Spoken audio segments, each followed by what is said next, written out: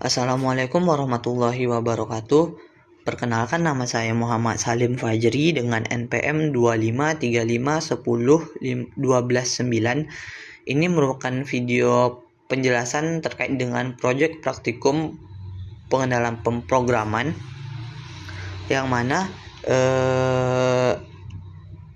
kita akan langsung ke codingannya, yang mana di sini kita menggunakan scanner yang mana itu digunakan untuk menginput data manual oleh user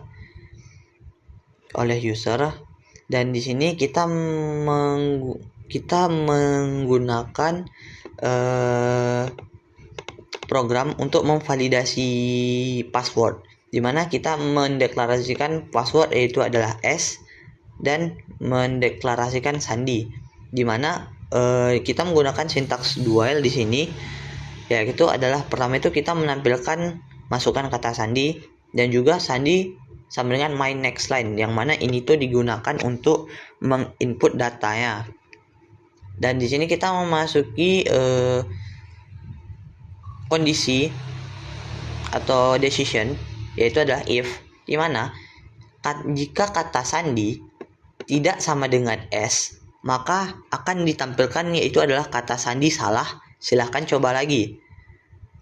Tapi jika untuk else itu adalah jika sandi sama dengan password yang kita set sebelumnya, maka password benar dan akses diberikan. Lalu kita akan masuk ke tabel menu atau tampilan menu, yang mana kita mendeklarasikan terlebih dahulu tampilan menunya. Dan di sini kita akan menampilkan 1. Input nama pengguna, 2. Daftar nama pengguna, 3. biaya, dan 4 itu adalah keluar. Di sini kita menggunakan array yang jenisnya itu adalah 1 dimensi, yang mana di sini kita menggunakan array untuk nama, alamat, dan juga status, di mana setiap array ini memiliki kapasitas sebanyak 5, yang ini dimulai dari angka 0 hingga angka 4. Di sini nama kita menggunakan string, alamat menggunakan integer, alamat atau juga ini kita bisa ganti jadi nomor kamar.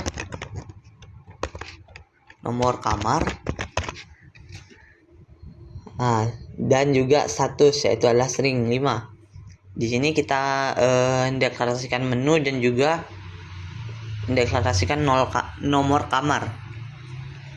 Lalu di sini kita masuk ke sintaks dual dan juga switch case, di mana dual itu minimal harus dijalankan sekali baru kita masuk ke dalam kondisinya, yang mana di sini kita menampilkan pilihan menu dan juga menu my next integer, di mana kita akan memasukkan pilihan menu yang akan kita pilih seperti yang sebelumnya. Dan untuk my next line ini digunakan untuk agar dia tersusun rapi ke bawah. Jadi setelah kita memasukkan menu, dia akan langsung ke bawah. Lalu kita masuk ke sintaks switch case, di mana kita memiliki case pertama yaitu adalah memasukkan data penghuni ataupun pelanggan penghuni. Di sini kita menggunakan decision jika nomor kamar kurang dari nama. Habis itu di sini kita akan menampilkan masukkan nama pengguna, dan yang bagian ini digunakan untuk menginput nama penggunanya agar bisa kita menginput nama pengguna. Kita juga di sini disuruh menginput nomor kamar dan juga keterangan atau validasi apakah dia sudah bayar atau belum. Di bagian ini kita menggunakan increment ataupun bisa dibilang didefinisikan sebagai menjumlahkan angka yang sebelumnya, di mana jika kita menekan enter maka data telah ditambahkan akan dimunculkan, dan jika tidak, jika kan tadi kita sudah menetapkan bahwa arraynya kapasitasnya maksimal 5, dimana jika sudah sampai mencapai batas array yaitu ada 5, yaitu adalah dari 0 sampai 4, maka akan ditampilkan bahwa data sudah penuh dan data tersebut tidak, dan data penghuni tidak bisa ditambahkan lagi. Di sini kita break, habis itu kita lanjut ke case 2 di mana ini akan menampilkan data penghuni yang telah kita masukkan sebelumnya. Dimana pada case 2 ini kita menggunakan decision lagi, if yaitu adalah jika 0 kamar sama dengan 0, maka akan ditampilkan data masih kosong.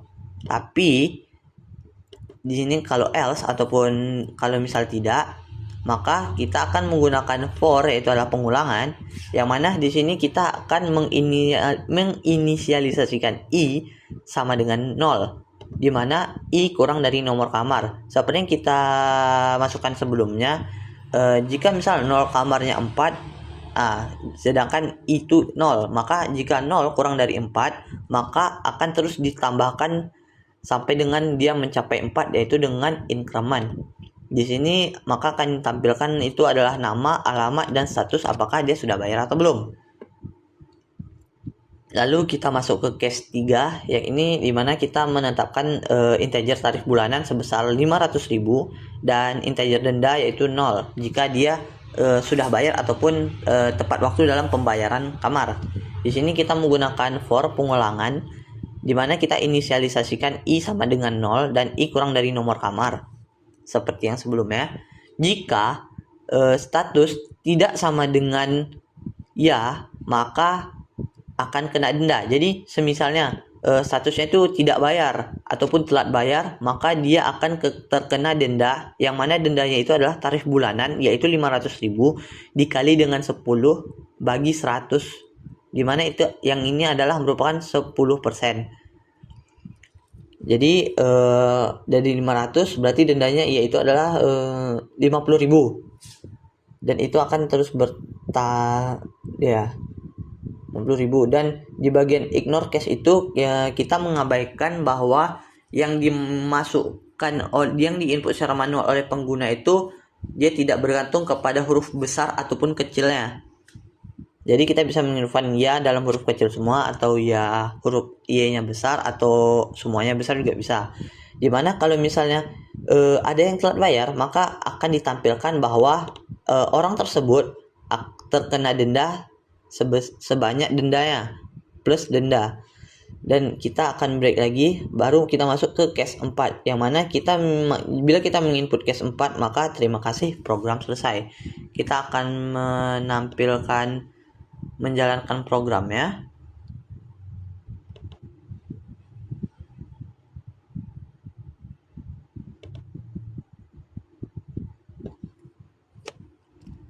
Dimana jika di sini kita diminta untuk memasukkan kata sandi, kalau misal kita masukkan D, maka kata sandi salah karena kita sudah menginputnya sebagai S.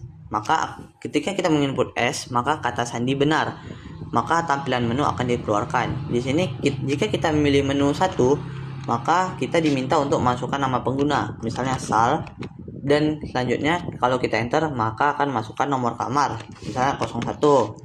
Lalu apakah dia sudah bayar? Ya. Nah, di sini kita akan masuk data telah ditambahkan, kita disuruh untuk memilih menu baru. Misalnya kita memilih nomor 2, yaitu dimana kita akan menampilkan data yang telah kita masukkan sebelumnya. Lalu misal kita pilih ke menu nomor 3, maka di situ ada keterangan apakah dia tuh sudah lunas dan apakah dia terkena denda. Dan di sini karena dia sudah lunas, maka dia tidak terkena denda. Dan jika kita menginput nomor atau menu 4, maka program akan selesai. Terima kasih. Oke, baiklah, sekian penjelasan dari saya. Maaf kalau ada kurang ataupun ada salah dalam pengucapan ataupun dalam penjelasan. Wabillahi taufiq wal hidayah. Wassalamualaikum warahmatullahi wabarakatuh.